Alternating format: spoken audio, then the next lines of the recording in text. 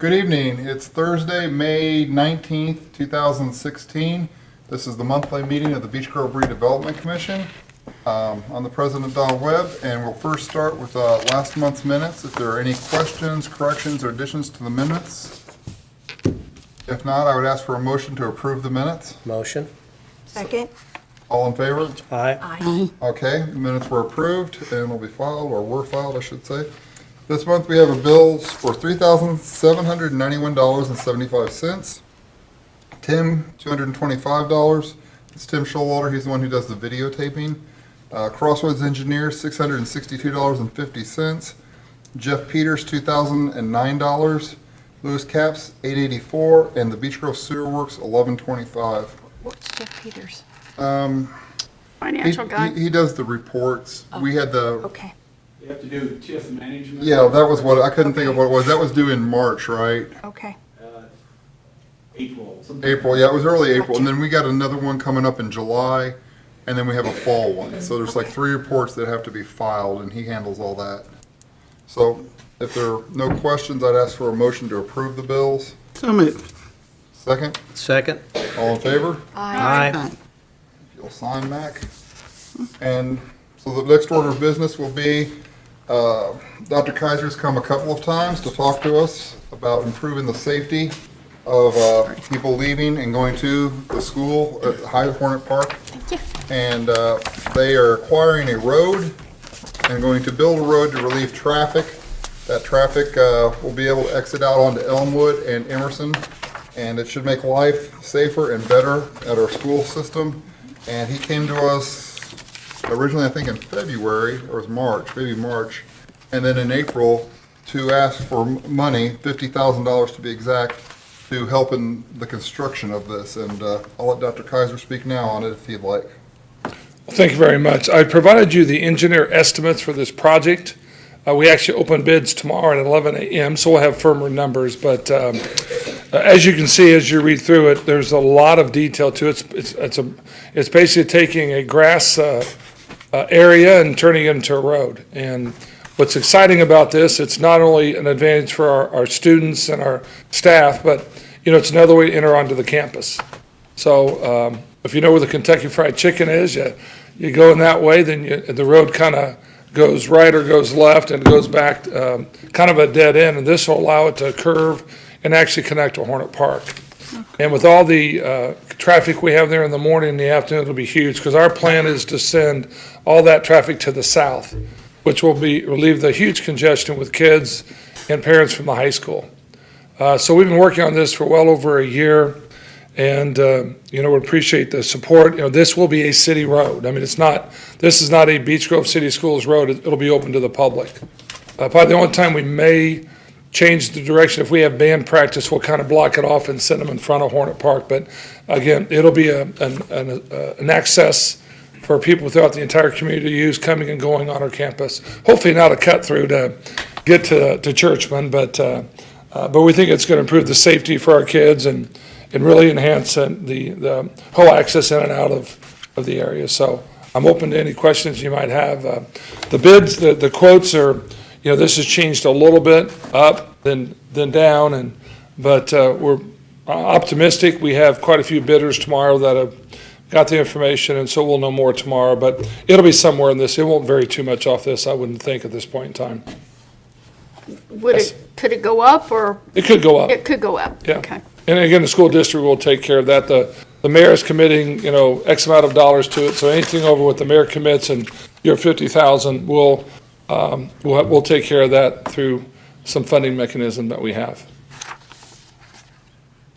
Any other questions or concerns? And Donald, they passed out a proposed resolution, and also emailed that. Right. From reviewed by Craig Wiley and the mayor as well. And Kaiser a copy of it this evening. And it essentially gives the reason why it makes a determination that makes it eligible under the statute that physically connecting to the south Emerson development area, which is now part of the consolidated development area, and it serves the area, which is clear. Because it makes traffic flow easier to get to Lowe's and Walmart and those businesses. That, development area. It is worded as up to $50,000. I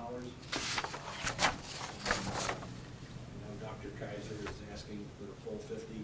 I talked with the mayor, and there's some things that have come up with the city, and so he indicated that right now, the city could only commit to 25. So, you know, if you committed to full 50, that would be 75,000 towards it. And the bid prices could be a little bit less, or they could be a little bit more than the estimate. And the school district will pick up the difference. Any other comments?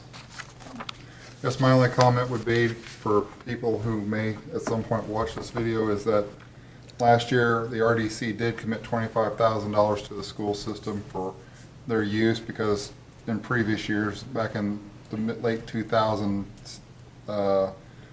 the RDC was getting money that should have gone to the schools and they never had to repay it back. And I think $25,000, they did not ask for any of it last year, so to me it kind of carried over as they didn't use it. And so I don't have a problem with the whole $50,000. We have the money, and it's improving an asset in our school system. It's creating safety for the children of the community and the parents that can come and go there. And to Robert's point, it's also creating another mechanism to get people out to Emerson, to Lowe's and Walmart and other businesses. So I think it's a win for everybody in that it's going to help taxpayers, it's going to help their schools and the community. So, I mean, that's really what, to me, when you look at these dollars and what they're used for, investment in the community, that's what they should be used for. So I'm a supporter of it. I'll let the rest of the board decide, and I will ask for a motion to either approve or not approve the resolution for it. So move. A second? Second. All in favor? Aye. Okay, we'll sign this, and then I guess we give it to Dan. Thank you very much. Thank you, You're Dr. Kaiser. Still targeting to be done before the school year starts next year, hopefully. Yeah, we threw it. If it stops raining. I don't know, but basically, again, bids will come in tomorrow, and as soon as school's out, which is next Thursday, and as soon as whoever the winning bid is will hopefully mobilize. And Do you know how many are going to bid on the project? you know, I don't know that for sure. I heard anywhere from 5 to 6, which is pretty good. That's good. Really good. And so that'll give some competitive bids. Good deal. That's outstanding. We can either talk about signage, or we could talk, one thing I wanted to talk about real quick is the Greenway development. The mayor is very confident that he thinks we have that. And me and Mac talked with, is it Trent Newport? Yes. And one of the things they said that we allocated last year up to $25,000 for him. He may be coming back to us depending on if we officially get it or not at their July meeting. And one of the things they said that will help move this project along is to start getting the environmental assessment going and working on that. And they may come to us and ask for money to help cover that. So that's just something that we'll know more in July, but I just wanted to give that little bit of information. But from everything we've seen, it looks like we will be getting almost $4 million when you count what we have to pay and what the city of Indiana, or the MPO is going to put in investment in the community. So that's on our radar, and the mayor wanted us to be aware of that. And because Mayor Buckley couldn't be here tonight, he had another engagement. The other thing he did fill us in, there's a company, DSL. I was trying to think of that. It's DXL. There's an X in it, I think. Yeah, there's an X in it, and they will be coming before our board in the next few months to talk about the St. Francis property. The mayor has indicated that they are still putting out bids, and they are still planning to tear down the old section in the main building, leaving just the medical arts building and I guess the connecting tunnel. He has heard it'll probably take about 18 to 24 months to take the whole thing down. That seems about right. So that is something else that he said that will be on our agenda, but he said they will start putting bids out possibly by July. Wow. So that's good news. It's sad news in that almost everybody I know was either born there, and many people left there to go to the mortuary there.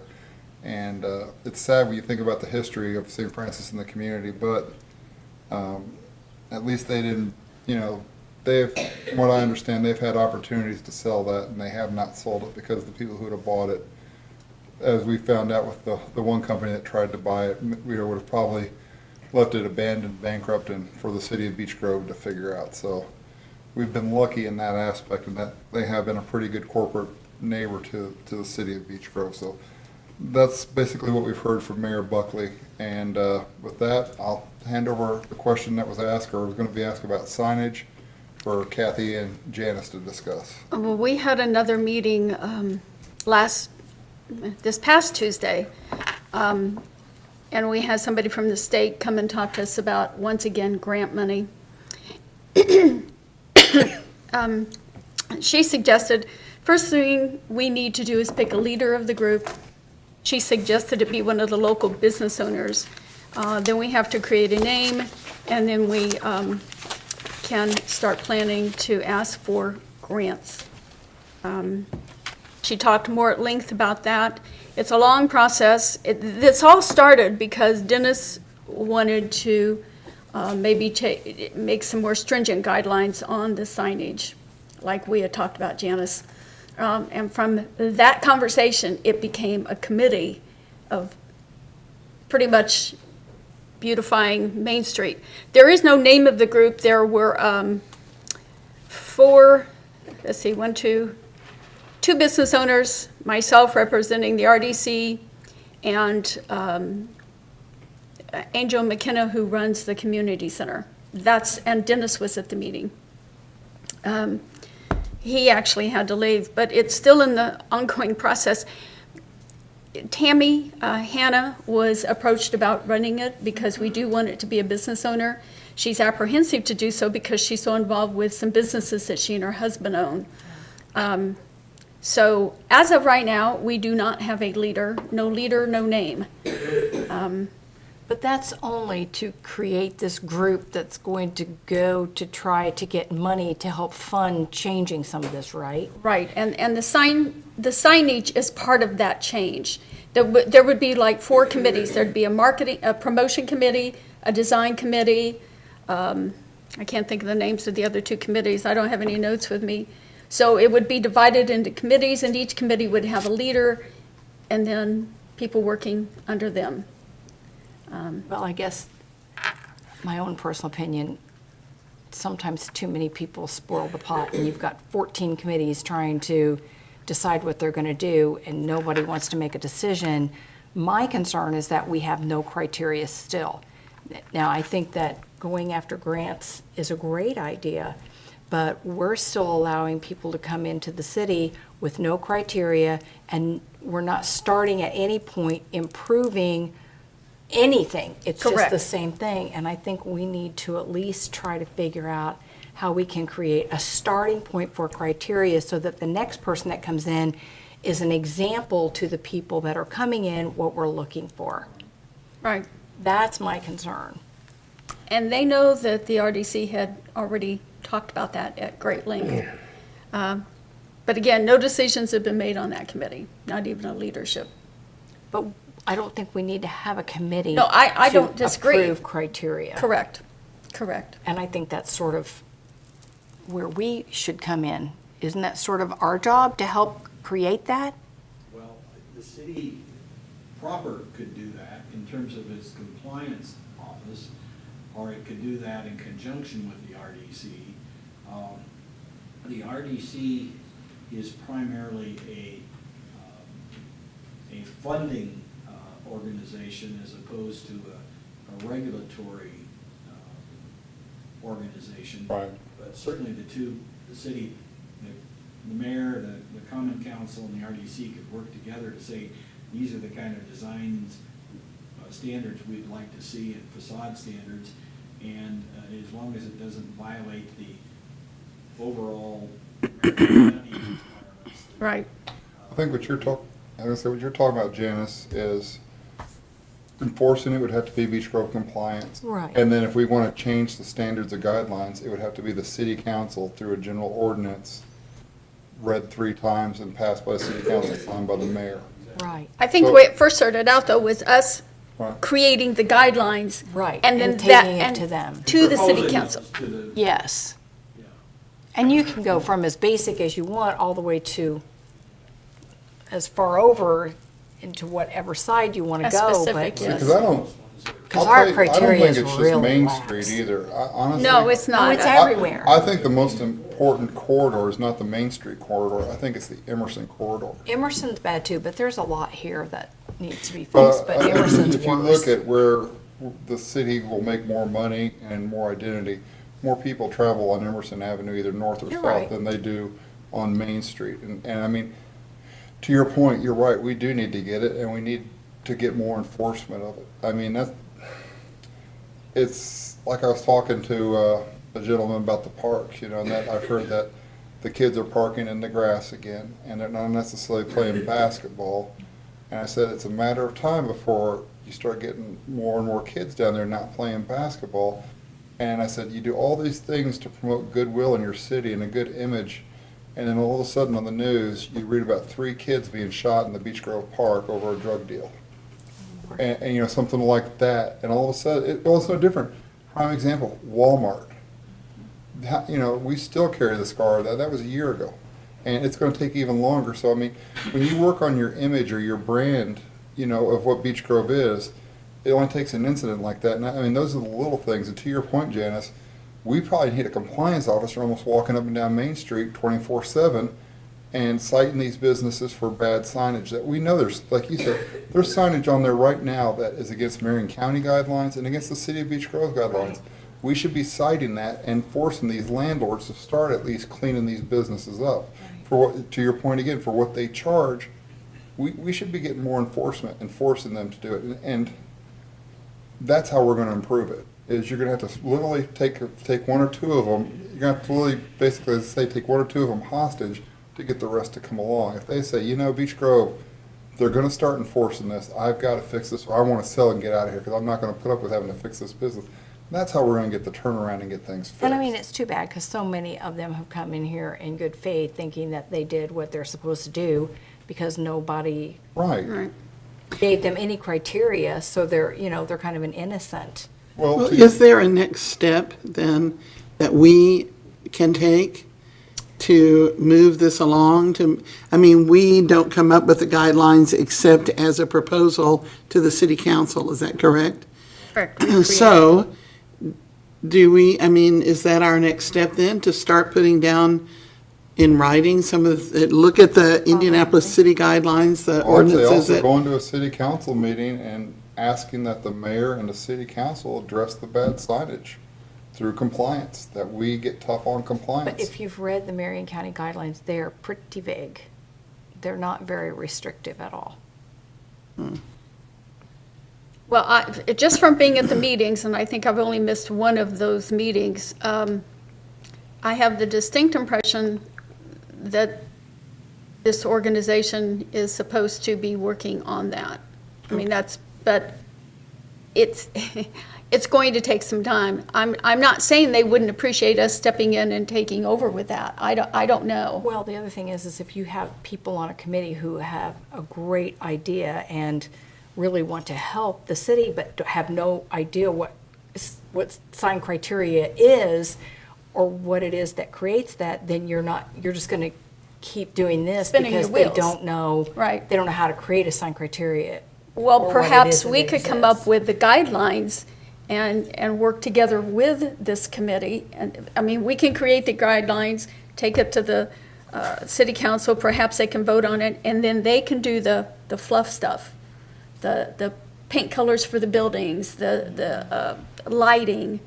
Right. But we could maybe go ahead and set up the guidelines for those signs. But if you're gonna do that, you need to hire a designer.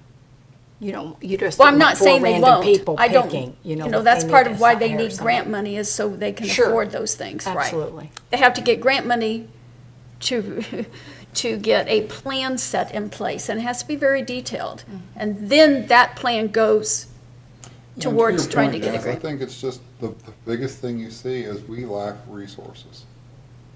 And because let me put it this way, get one of these businesses to go on Old Main Street in Carmel, they wouldn't even talk to them. I mean, the people who own those buildings won't even lease to them if they think there's gonna be something, because why? Right. The city of Carmel just has zero tolerance for that. I mean, look at how they treated like Lowe's and Walmart when they wanted to build in there. You will use a certain type of brick, you will use a Right. certain type of color. You know, Unfortunately for them, they can do that. right, whereas We're not in us, that we're position. cash strapped, and we're thankful if anybody comes here. Right. You know, you wanna build a business on Main Street? Sure, we don't care what it is, it's filling a building, and that's our measure of success, is how many vacancies do we have on Main Street? And if they go down by 2 or 3 for 6 months, we've had success. And it's not trying to, you know what I'm saying, it's not trying to build a long-term client base in there to where you could say, you know, they've been on Main Street for 25 years. I mean, there's very few businesses that can say that on Main Street, that they've been here even 10 years. Right. I'd like to see more of the business owners attend these meetings. Well, yeah, I And mean, they did the first meeting, Ron and I were both there, but in the following meetings, we haven't seen much. I think they all want change, they're just not coming to the meetings to work on it. But it Well, that's- also might be difficult for them to meet at 11 o'clock I in the know, afternoon. I know, mean, and they're they'll running a probably business. always be during the day, as far as I know. Yeah, it should probably be before their hours or Yes. after they close. Correct. That would help. Yeah. and again, this might be another good idea to where we pull all this, like we did that one time, we pull all the different departments at Beech Grove in. That central question of how do we get started? Because, and who has resources that they can help on this? Because what you guys are talking about, yeah, it can be done, but it is a lot of work. And, you know, everybody here's got a job, got a family and a life, and, you know, it's almost, you're talking almost like full-time work, like person, and that's resources we just don't have, and that is a barrier for us to be successful. Right. The third thing was bylaws. A leader of the group, a name of the organization, and the bylaws. And they have to file they have to incorporate and then file for 501c3. Correct. However, we did find out we can use an already established organization that is already a 501c3, and we can tag on and use their 501c3 to start with, and eventually get our own. Does the Greater Beech Grove Chamber of Commerce, are they a 501c3? I believe they are, so's the Beech Grove Alumni Association. I think, and there's another organization in Beech Grove that the girl was at the meeting last week, and she is forming a 501c3. She hasn't completed that yet. Evidently, it takes some time to do. We have people in our office that file those all the time, but I wouldn't think that the High School Alumni Association would, that's outside their, Yeah. That doesn't even correlate. but maybe The chamber the chamber. makes sense. Yeah. I called that Green Street LTD, which is somebody I talked to when we were talking Right. about St. Francis. And I didn't talk to him, I emailed him and asked him, because I believe his company has a grant writer, and he gave me the name of another organization to check with to see about grant writing. That person has not gotten back with me yet. But anyway, that's where we are. It's kind of a lot of talk. Okay. I think everybody has really good intentions. There's no question that the chamber and the business owners that are attending are serious about this. It's just, as you said, they're business owners, they have a business to run, and then we're all volunteers. Right. It's hard to make time. Yeah, one thing, with the Greenway, you know, we're gonna have some of the costs. I mean, now the city of Beech Grove's gonna cover it too, but, one of the things I wanted to talk or look into, Robert, and maybe have you guys look into it. I know the Lilly Endowment does a lot of this funding, and at some point in time, I'd like to have somebody, you or whoever does that, I want them to look into if that would be something we could maybe get the Lilly Endowment to help fund. That'd be great. And we can write a grant for If we it. have a 5013 set up, then Lily might be interested in listening to a pitch on why we need their support. Well, if we have to do something like that and we can do it, I would, or if we, to your point, if we had to use the Beech Grove Chamber of Commerce or something like that, I mean, that's something I'm thinking, we'll know more in July. Like I say, once it's official and all that, and we're working towards that, but I definitely want to start working towards that, you know. Any way we can save as much money, you know, just tell them the naming's right, just the benches in there, I'm fine with that. I mean, you know, anything we can do to defer costs, you know, we have to be smart. And I mean, here's the thing is, as much as it's gonna improve the city and the property values, it's still gonna take, private corporations helping out and pitching in, and it's asking a lot, but the benefits will, Sure. and I mean, the endowment, they do, if you think about it, they're responsible for the RCA Day, Bankers Life. I mean, they've given millions to those things. The art museum, without the Lilly Endowment, Indianapolis would not look anything like it does. I mean, Circle Center Mall, they were major players in that too. So, Beech Grove, I think it's time for us to maybe ask them if they'd help us out too. And again, that'll all focus, I think, in July. So July might be a pretty good meeting. Speaking of July, I'm on the parish council. They meet the third Thursday of each month, which happens to be this Thursday. And I discussed it in previous meetings. Any thoughts on a week or day that would maybe work better for everyone? Don't ask me, I travel so much it does. I know you I'm just do. trying to figure out. I would prefer not a Tuesday evening. Okay, well, then Tuesdays are out. Good. Monday is out. Yeah, Monday Night Football, you're right. Well, that wasn't mine. Oh, okay, I'm sorry. Well, Tuesday, the NFL doesn't practice, so that's my night. School board meeting the third Monday.